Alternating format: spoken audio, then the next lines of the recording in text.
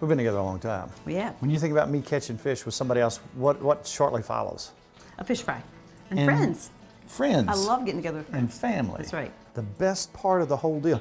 Those memories from a kid come back. Took a buddy of mine and went down towards Cumberland, fished with a buddy named Corey and caught some crappie. Then we came back, talked a little bit with Corey about crappie fishing, and then what did we do? We had a fish fry. We had a fish fry. You can't stop us. We're out of control. That's right.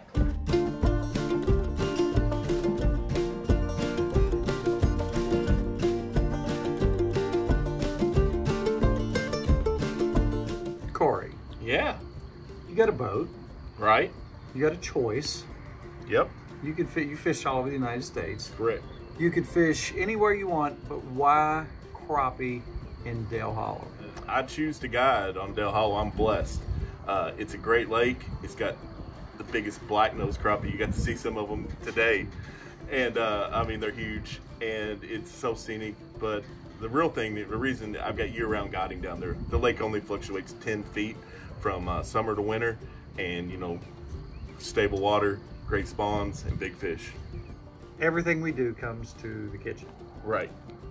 What is it about? I've had crappie Yep. out of warm water that seem to be kind of mushy. Mushy, yeah. What is the deal with these crappies? Oh, see, well, you notice when we were cleaning them, and I talked about it earlier on today, the firmness, the texture, it's almost like a walleye texture, and it's white as snow. And these fish is deep, clear water.